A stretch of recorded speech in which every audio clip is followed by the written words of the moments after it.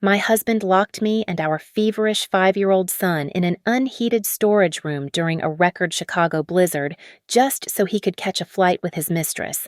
As the temperature dropped below zero, I held my convulsing child and watched my husband drive away, leaving us to freeze. I thought this was the end, but the man I had disowned 5 years ago was about to break down that door and start a war I never saw coming. My name is Audrey, and the thermometer in my hand read 104 degrees. Outside the window, the Chicago suburbs were disappearing under the relentless white weight of a record-breaking blizzard, but inside the nursery, my world had narrowed down to the terrifying heat radiating from my 5-year-old son, Noah. His skin was burning, dry and papery against my palm, and his breathing was shallow and ragged. I shook the bottle of ibuprofen upside down for the 3rd time, but it was empty.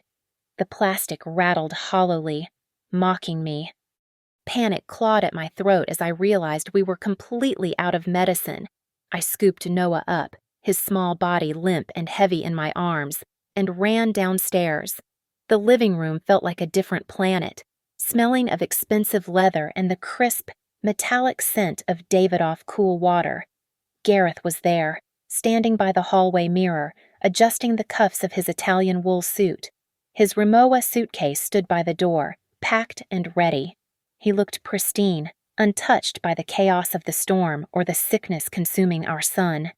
Gareth, we need to go to the hospital immediately.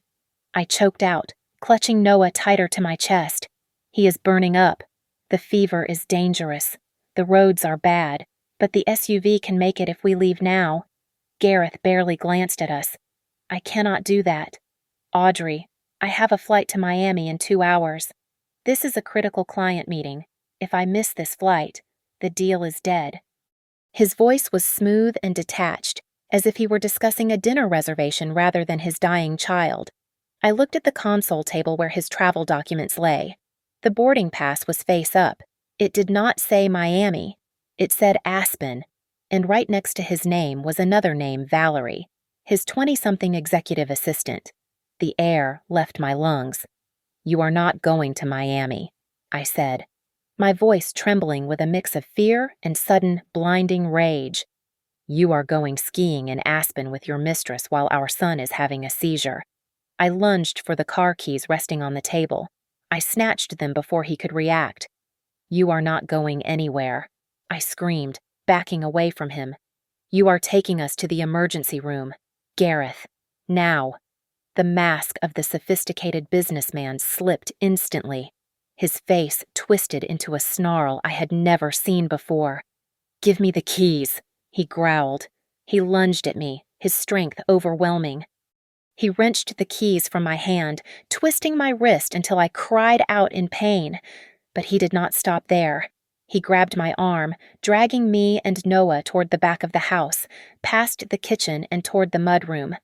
This area was a glorified storage shed we used for winter gear and gardening tools.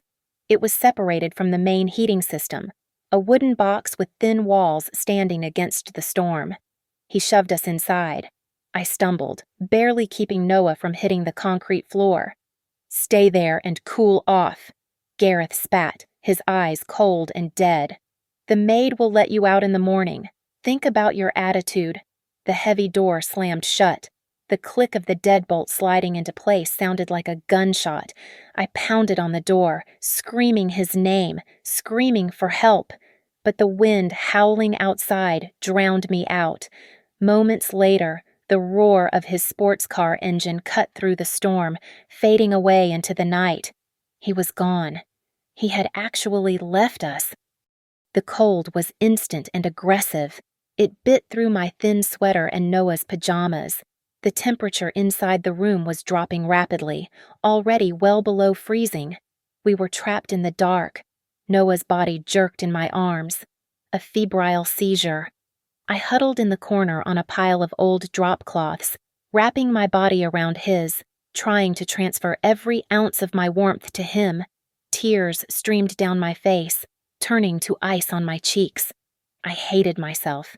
I hated that I had chosen this man, that I had defied my father 5 years ago to marry a monster who would leave his own child to die for a weekend in Aspen. The cold began to numb my fingers and toes. My thoughts grew sluggish. The darkness seemed to press in, heavy and suffocating. I whispered into Noah's hair, telling him I was sorry, over and over again. I knew no one was coming. We were buried in snow, hidden in the back of a large estate, miles from the nearest neighbor. I closed my eyes, praying to a God I had not spoken to in years, begging for a miracle I did not deserve. Just as I felt the last vestiges of warmth leaving my body, a blinding beam of light slashed through the cracks in the wooden door. It was not the yellow, singular beam of a flashlight, nor was it the headlights of a sports car returning to finish the job. This was an intense wash of blue-white illumination that flooded the entire yard, accompanied by the hum of powerful engines. Through the haze of my freezing mind, I registered the silhouette of a convoy. A fleet of black SUVs had surrounded our prison. Heavy boots crunched violently against the snow, moving with military precision. A deep, commanding voice boomed over the wind, shouting orders that I could not quite make out, followed by the terrified squeal of metal protesting against metal. A crowbar smashed into the lock, wood splintered. The door was not just opened, it was practically torn from its hinges. The storm rushed in, but so did a figure who seemed larger than the blizzard itself. Standing in the doorway, framed by the headlights and the swirling snow, was a tall man with a mane of silver hair and a posture that commanded absolute authority. It was Conrad, the steel tycoon, the billionaire I had not spoken to in 5 years. My father. His eyes, usually hard as flint, widened in sheer horror as they landed on the pile of dirty drop cloths where I lay huddled with Noah. He made a sound I had never heard from him, a ragged gasp of pure pain. In a heartbeat, he was on his knees in the dirt. He ripped off his heavy sheepskin coat and wrapped it around Noah's convulsing body, lifting him as easily as if my son weighed nothing. "Move," he roared at the men behind him. "Get the medical team ready. Now." I tried to stand, but my legs gave way. Strong arms caught me before I hit the ground. 2 of his personal security guards carried me out into the biting wind, rushing me toward the lead vehicle. It was not just a car. It was a stretched limousine that had been modified into a mobile command center. Inside, the warmth hit me like a physical blow. The cabin was bright and smelled of sterile supplies and rich leather. A private doctor was already there, hooking Noah up to a portable monitor and administering an IV with practiced speed. I sat trembling on the jump seat, watching the heart rate monitor beep, my teeth chattering so hard I could barely breathe. My father sat beside me, pulling a heated blanket around my shoulders, his face a mask of fury and grief. "I do not understand," I managed to stammer, my voice raspy. "How did you know Conrad looked at me?" His eyes softening for the first time. "I never stopped watching you, Audrey." "Did you really think I would let my only daughter disappear?" My private investigator reported that Gareth left the property with luggage while the house remained completely dark and locked down. I knew something was wrong. A father always knows. The partition to the driver's compartment slid down, and the head of security turned to face my father. "Sir, we have confirmation from the state troopers. The suspect's vehicle lost control on the interstate. He was doing over 100 miles per hour on black ice. He flipped the car multiple times. They are cutting him out of the wreckage now. They are routing the ambulance to the same facility we are heading to." I froze. Gareth had crashed. A cold, dark feeling washed over me. It was not sorrow. It was a strange, terrifying mixture of relief and a grim satisfaction that the universe had exacted a price so quickly. I looked at Noah, his small chest rising and falling more rhythmically now under the doctor's care, and felt a surge of hatred for the man who was currently bleeding on the highway. We arrived at St. Jude's Medical Center, a private facility owned by one of my father's oldest business partners. A team was waiting at the emergency bay. They whisked Noah away to the pediatric intensive care unit before the wheels had even fully stopped rolling. The doctor assured me his vitals were stabilizing, but the exposure to the cold combined with the high fever meant he was critical. I stood in the sterile white hallway, shivering despite the warmth of the hospital. My father stepped in front of me, blocking out the rest of the world. He took both of my hands in his large, rough palms. His eyes were no longer filled with the pain I saw in the shed. Now, they burned with a cold, calculating fire that had built his empire. "Listen to me, Audrey," he said, my voice low and dangerous. "You have shed your last tear for that man. Tonight, the old rules are dead. From this moment on, I am the one writing the script, and we are going to make sure he regrets surviving that crash." I sat in the dim light of the private suite, the rhythmic beeping of the heart monitor serving as the only soundtrack to my vigil. Noah was stable, his fever finally breaking, but he looked so small in that oversized hospital bed. For the last 5 years, I had convinced myself that I was living a humble, noble life. I had walked away from the sterling empire, from the private jets and the galas, believing that love was enough. I had tried to be the perfect wife, shrinking myself to fit into Gareth's world, apologizing for my background, and making myself smaller so he could feel big. I looked at my reflection in the darkened window and hated the woman staring back. She was a ghost, a shadow who had let a monster feed on her light. Gareth was 3 floors down in the trauma unit. The doctor said he had severe traumatic brain injury, 2 broken legs, and shattered ribs. He was in a deep coma, and they were not sure if he would ever wake up or who he would be if he did. A part of me, a dark and cold part that was growing larger by the minute, hoped he could hear everything happening around him but could not move a muscle to stop it. My father walked back into the room, carrying a thick manila folder. He did not look at me with pity anymore. He looked at me like a general briefing a soldier. He placed the heavy file on the tray table in front of me. "You need to see this, Audrey," he said quietly. "My investigators have been compiling this for 2 years. I wanted to show you sooner, but I knew you would not believe me until you were ready." I opened the folder. The first photograph made the bile rise in my throat. It was Gareth, smiling brighter than he had ever smiled at me, holding a baby boy. Standing next to him, looking adoringly at the child, was Valerie. The date stamp was from 1 year ago. He had a son, a secret family. I flipped through the pages, my hands trembling with rage. Bank statements lined the folder, transfers of $10,000, $20,000, $50,000, all moving from our joint savings account money that came from my trust fund distributions into a shell company. They had used my money to buy a luxury apartment in the city. They were playing house with my inheritance while I clipped coupons and cooked dinner. "It gets worse," my father said, pointing to a document near the back. I read the legal jargon. Gareth had forged my signature to take out a second mortgage on our home. He had leveraged everything we owned to invest in a cryptocurrency venture that the report identified as a massive Ponzi scheme. And the ticket to Aspen. It was one way. He was not planning to come back. He was going to drain the accounts, leave me with the debt, and disappear with Valerie and their son. The realization hit me harder than the cold in the shed. Locking us in that freezing room was not just an act of cruelty or impatience. It was a calculated move. If Noah and I had succumbed to the cold, it would have been a tragic accident during a storm while the grieving father was away on business. He had left us there to die so he could start his new life without the baggage. A sharp knock on the door broke the silence. A man in a sharp charcoal suit entered. It was Arthur Pence, my father's fiercest litigator. "We do not have much time before the legal situation gets messy," Arthur said, placing a stack of documents over the photos of Gareth's betrayal. "Since he is incapacitated, you are his next of kin.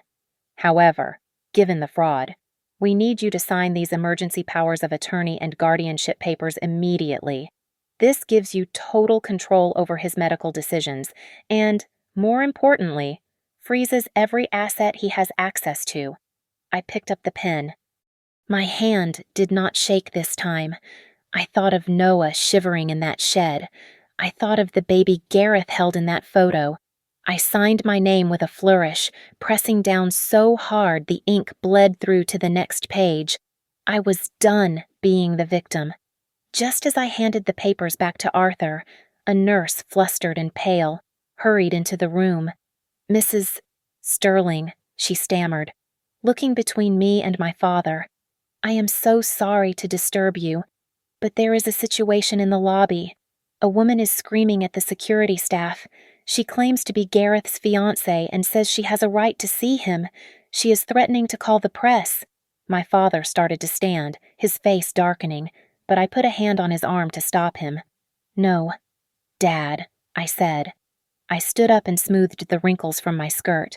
I walked over to the mirror and fixed my hair, staring into my own eyes.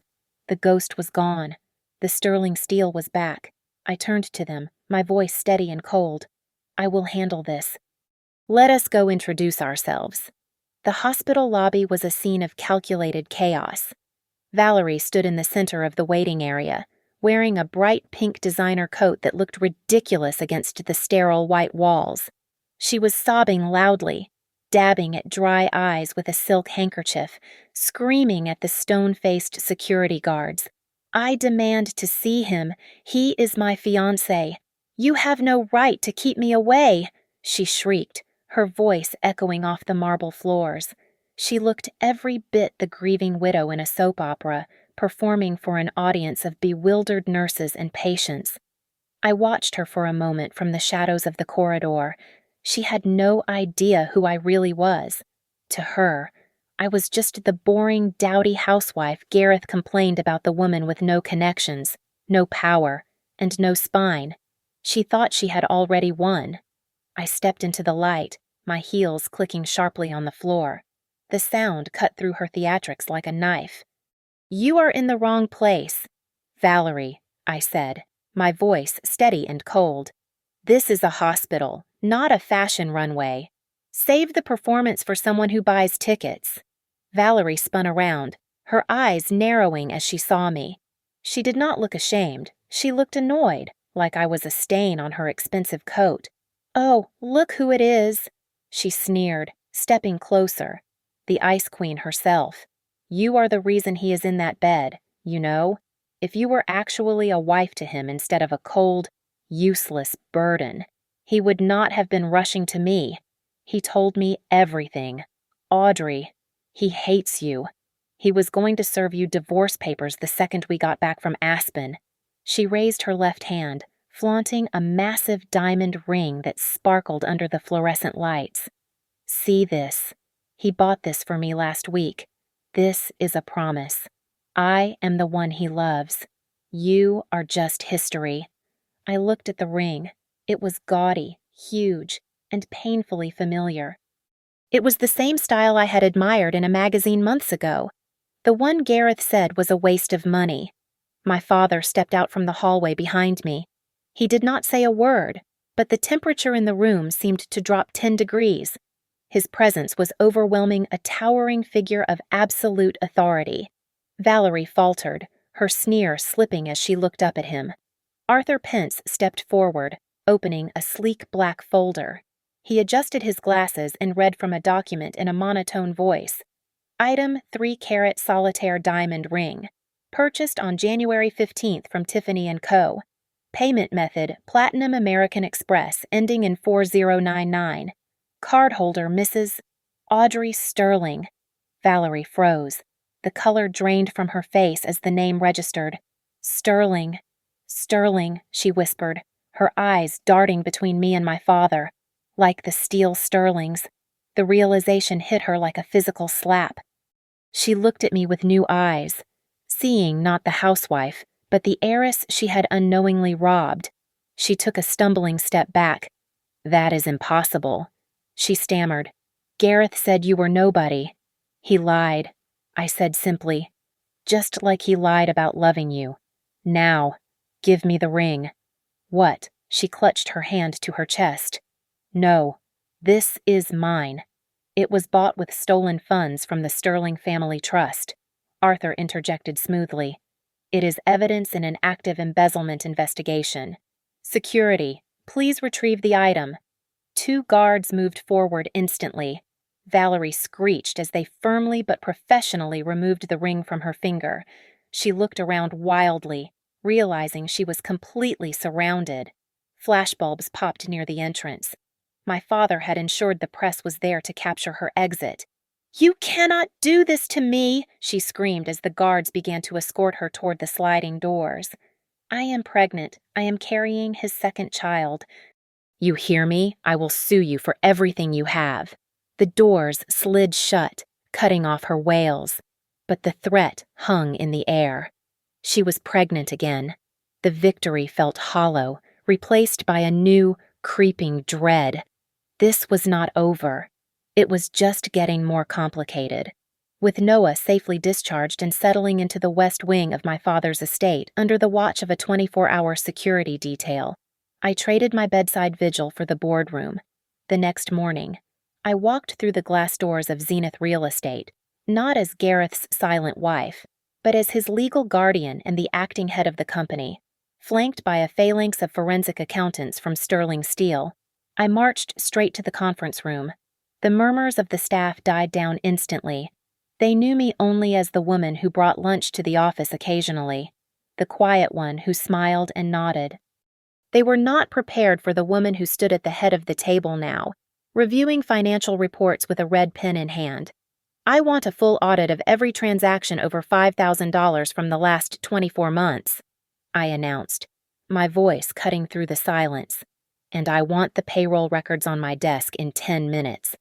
The HR manager, a nervous man named Peter, slid a file toward me.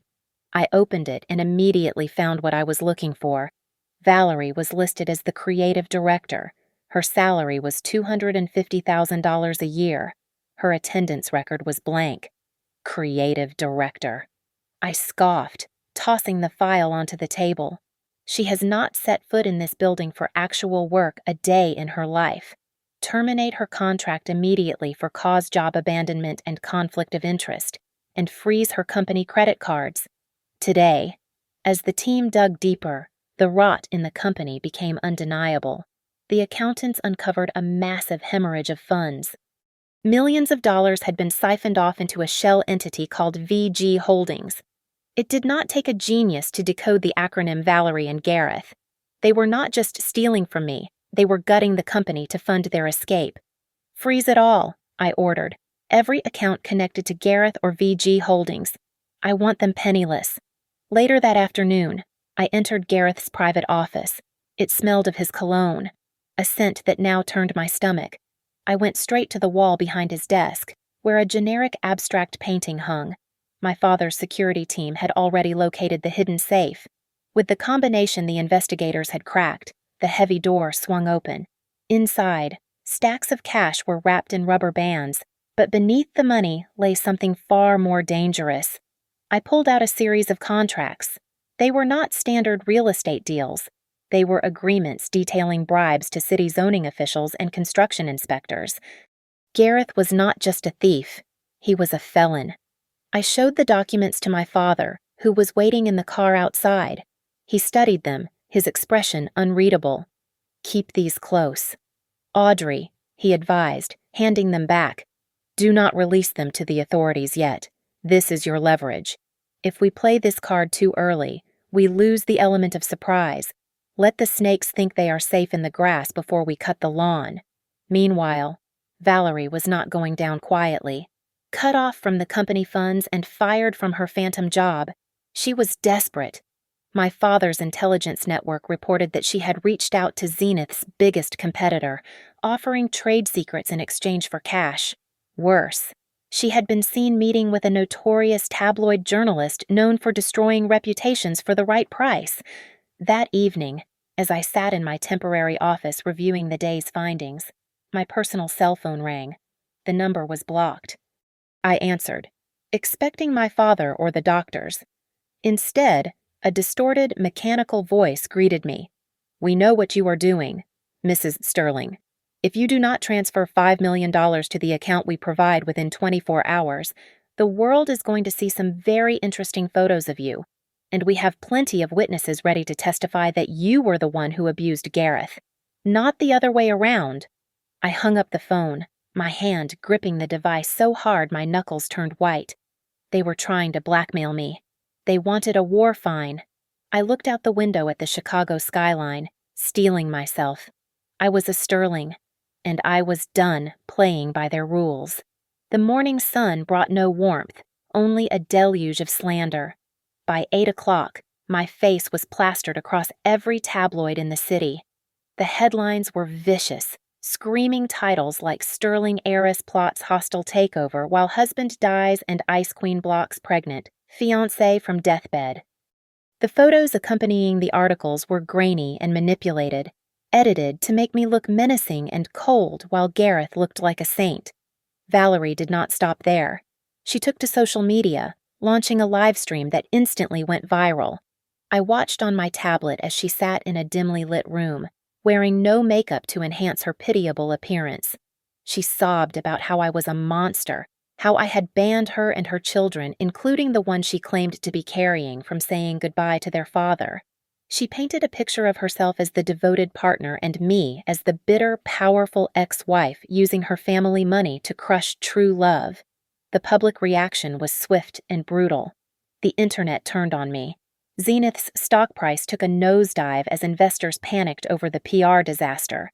My phone rang nonstop with calls from terrified partners threatening to pull their capital.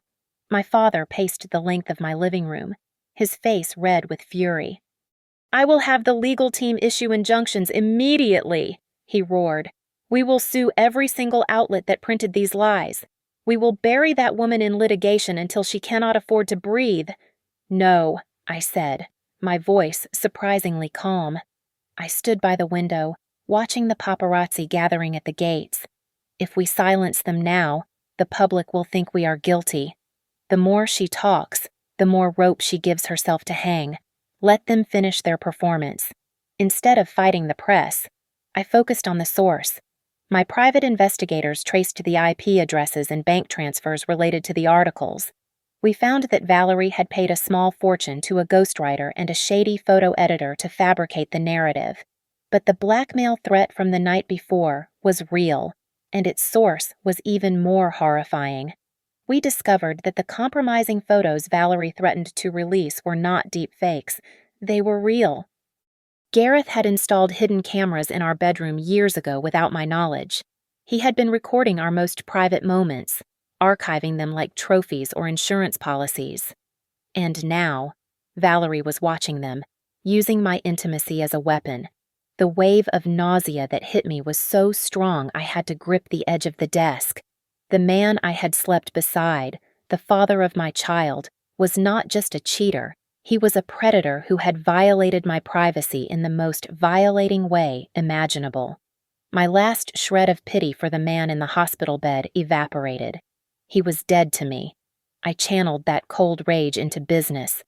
I called an emergency meeting with Zenith's major shareholders. I did not plead or explain.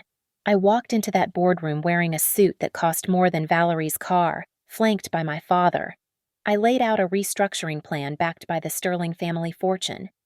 I told them that Gareth's leadership had been corrupt and that I was the only thing standing between them and bankruptcy. By the time I left, I had secured their loyalty. Gareth was isolated, but the war came home later that afternoon. Noah came back from kindergarten with red, puffy eyes. He refused to look at me. When I finally coaxed the truth out of him, he told me that the other children would not play with him. Their parents had told them that his mother was a wicked witch who hurt people. That was the breaking point. Attacking me was one thing, but damaging my son's innocence was an act of war I would not forgive. Something inside me snapped, not into pieces, but into place. I was done waiting. I picked up my burner phone and typed a message to the number that had blackmailed me. "You win. I have the $5 million. Let us meet to negotiate the exchange. Name the place." I hit send. The trap was set. The doctors called it locked-in syndrome. I called it karma. When I arrived at the hospital, Gareth was awake, his eyes darting frantically around the room, but his body remained as motionless as the statues in the garden he used to neglect. He could hear, see, and feel, but he could not speak or move anything other than his eyes. He was a prisoner in his own skin, trapped just as he had trapped me in that freezing shed. I asked the nurses for a moment of privacy. I walked to the side of his bed and leaned down until my lips were inches from his ear. The smell of antiseptic could not mask the scent of his fear. "I know everything, Gareth," I whispered, my voice soft and lethal. "I know about the baby. I know about the money you stole. I know about the cameras in our bedroom. And I know you left us to die." His eyes widened, pleading, filling with tears that rolled helplessly down his temples. I did not wipe them away. While Gareth lay helpless, Valerie was becoming desperate. My security team intercepted her trying to sneak into the hospital through the staff entrance wearing a nurse's scrub top she had stolen. She was frantic, claiming she needed Gareth to sign urgent documents. We knew what those documents were. She needed him to transfer assets before we froze everything completely. My guards escorted her off the premises without her ever getting near the elevator. That afternoon, the final piece of the puzzle fell into place. My father's forensic team uncovered the true nature of VG Holdings. It was not just a shell company for embezzlement, it was a washing machine for dirty money. Gareth had a gambling problem I never knew about, and he was in deep debt to a loan shark syndicate run by a man named Riker. The millions Gareth stole were not just for a new life. They were to keep his legs from being broken. With Gareth incapacitated and the money frozen, Riker turned his attention to the next available target, Valerie. Surveillance photos showed a terrifying man cornering Valerie in an alley behind her apartment. The intelligence was clear. Riker did not care who paid the debt, as long as he got his money. He gave Valerie an ultimatum: get the money from Audrey, or pay with blood. Cornered and terrified, Valerie made a deal with the devil. We intercepted encrypted messages between her and Riker's associates. She had agreed to help them bypass the security at Noah's kindergarten. They planned to kidnap my son and hold him for a ransom of $5 million. It was their final desperate play. My blood ran cold when the head of my security detail showed me images of strange men loitering near the perimeter of Noah's school. Any other mother might have pulled her child out of school and fled the country. But I was done running. I was done being the victim. I looked at the security chief and gave the order: do not change Noah's schedule. Let them think everything is normal. We set the trap. I publicly confirmed my usual pickup time, but behind the scenes, we switched the vehicles. Noah was picked up an hour early by my father in an armored van entering through the delivery bay. When the regular time came, a decoy limousine with tinted windows and a body double would arrive at the front gate. Back at the hospital, the nurses reported that Gareth's heart rate monitor was spiking erratically. His eyes were fixed on the news playing on the television in his room, which was reporting on the loan shark connections. He was blinking rapidly, trying to signal something. He knew Riker, and he knew that if Riker was involved, his family was in mortal danger. It was ironic that he suddenly cared about our safety only when the monsters he invited into our lives came knocking. I needed to draw them all out into the open. I needed Valerie, Riker, and the truth to be in the same room. I instructed my publicist to send out a press blast. I was holding a press conference the next morning at the Sterling Hotel to address the rumors and the future of the company. I hinted that I would be making a settlement offer to Valerie to end the hostility. It was the perfect bait. I knew they would come, and I would be waiting. The grand ballroom of the Sterling Hotel was packed to capacity. Under the crystal chandeliers, more than 200 reporters jostled for position, their cameras trained on the empty podium. The air was thick with anticipation. I stood backstage, smoothing the fabric of my cream-colored suit. I had chosen it deliberately to contrast with the dark, chaotic energy I knew was about to enter the room. I was not just a CEO today. I was the calm eye of the storm. Just as the moderator announced my name, the double doors at the back of the hall swung open with a violent crash. Valerie marched in, followed closely by a sleek, predatory-looking lawyer and 4 large men in ill-fitting suits. These were not private security professionals. They were Riker's enforcers, thugs masquerading as bodyguards, their eyes scanning the exits rather than the crowd. I walked out onto the stage, my movements slow and deliberate. I did not look at the cameras. I looked straight at Valerie as she shoved her way to the front, ignoring the protests of the hotel staff. "You are a liar. Audrey!" she screamed, her voice shrill and desperate. She grabbed a microphone from a stunned reporter in the front row. "You are trying to steal everything you are keeping a father from his children.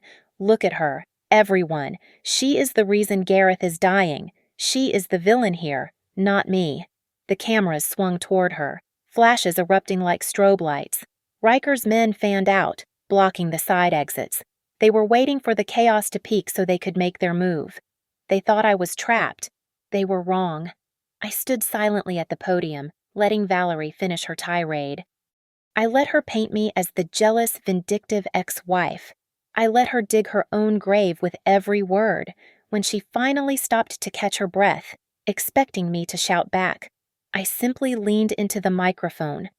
"Are you finished?" I asked, my voice amplified and crystal clear. "Because I think it is time we stopped listening to stories and started looking at facts." I pressed the button on the remote in my hand.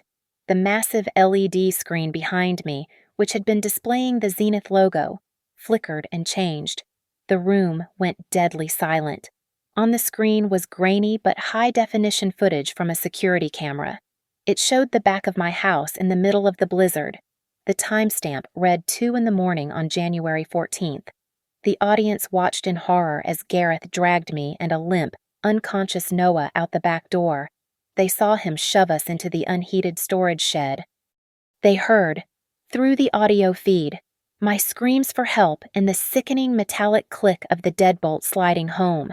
They watched him walk away, check his watch, and get into his car without looking back.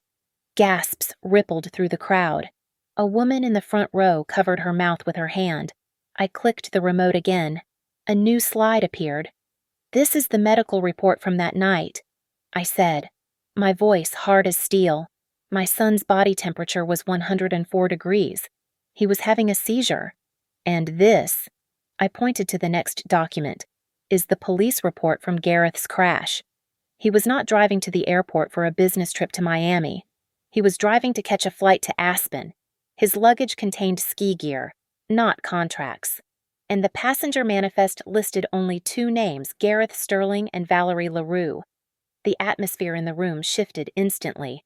The sympathy that Valerie had tried to manufacture evaporated, replaced by a palpable wave of disgust. The reporters turned on her, their questions now shouted with accusation rather than curiosity. Valerie looked around wildly, her face pale.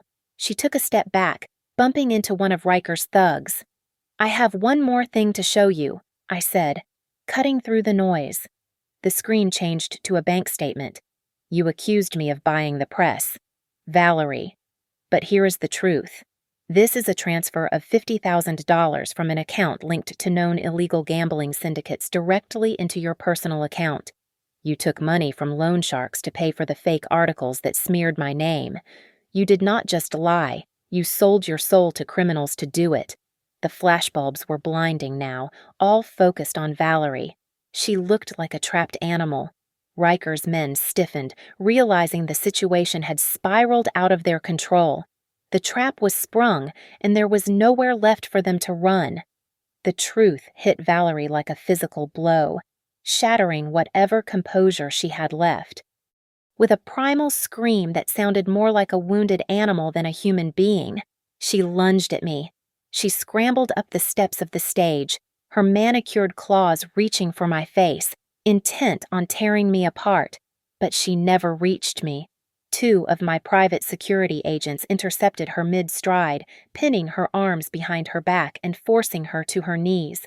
She struggled violently, spitting and cursing, her designer dress riding up as she kicked at the air, seeing his primary distraction fail. Riker made his move. He did not care about Valerie. She was just a pawn. He wanted the $5 million, and he knew the only way to get it was through my son. From the back of the room, he gave a sharp, curt nod to his men. Suddenly, a deafening boom shook the ballroom.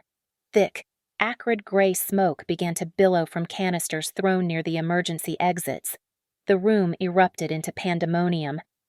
Reporters screamed, dropping their cameras and scrambling over chairs to escape what they thought was a terrorist attack. In the confusion, Riker's thugs did not run for the exits. They sprinted toward the front row. They were coming for Noah. My heart hammered against my ribs, but I did not freeze. I watched from the elevated stage as 3 large men descended on my father and son, but they had severely underestimated Conrad Sterling. My father did not flinch. He did not cower. He grabbed Noah, pulling him into his chest and shielding him with his own body, turning his back to the attackers like a steel wall. At the same moment, the guests sitting in the row behind my father who looked like ordinary businessmen stood up. They were not guests. They were my father's elite security detail, former military operatives who had been waiting for this exact moment. The clash was brutal and swift. One of Riker's men went down with a shattered kneecap before he could even touch my father. Another was thrown over a row of chairs. The brawl was captured live by the few cameramen brave enough to keep filming, beaming the violence into living rooms across the city. I grabbed the microphone, my voice booming over the screams and the fire alarm. Security, seal the doors I commanded. No one leaves this room. Lock it down now. The heavy double doors slammed shut, orchestrated by my team.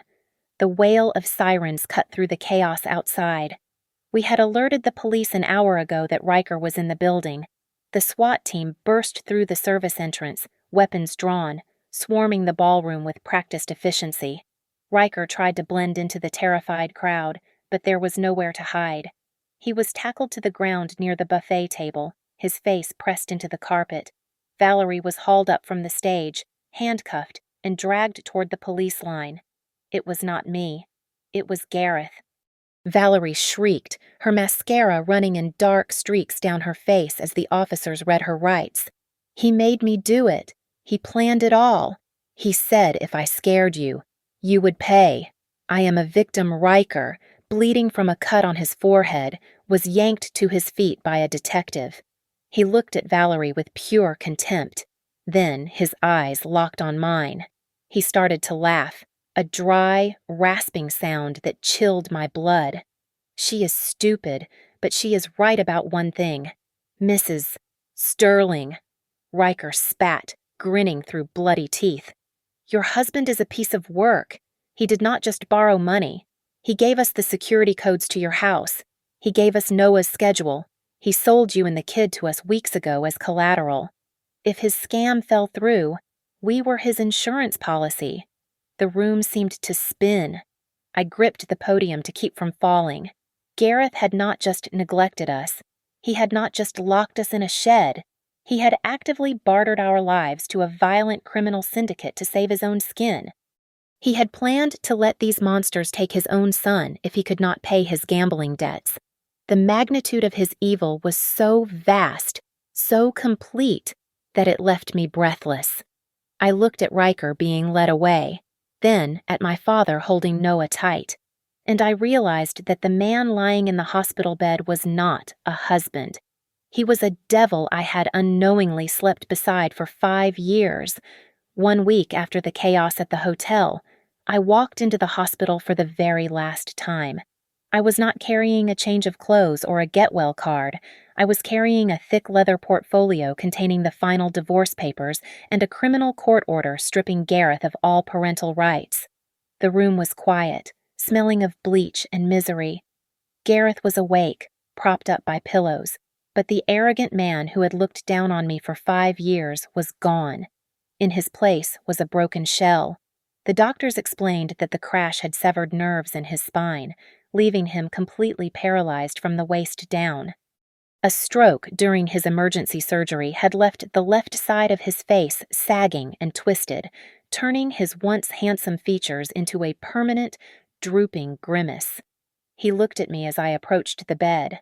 His eyes were wet and filled with a pathetic, desperate pleading.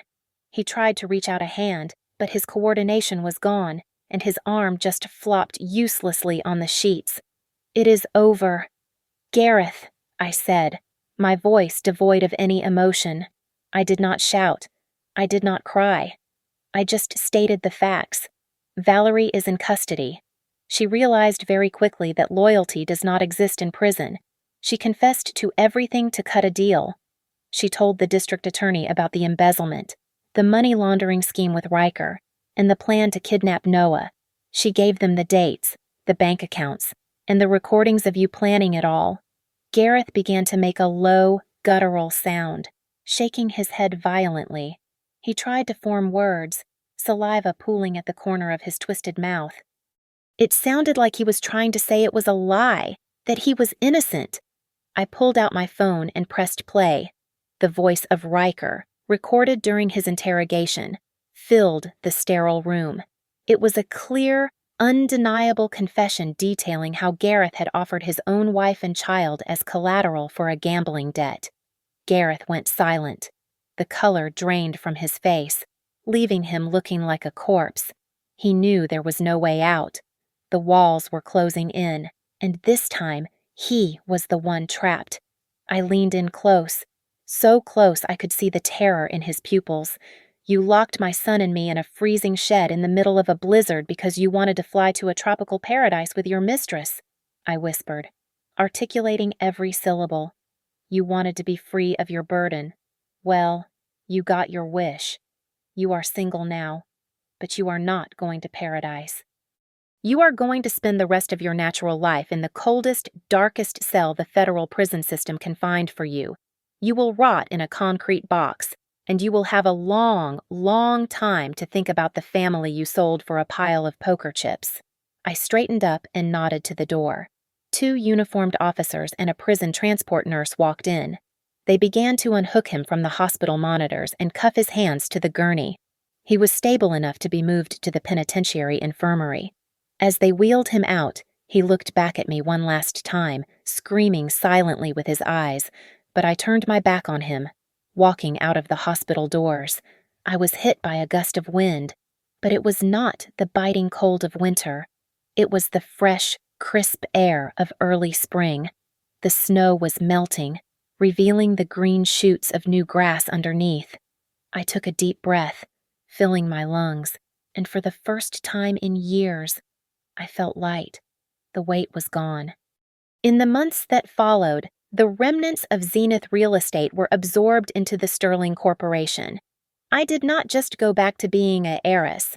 I took the role of vice president of operations.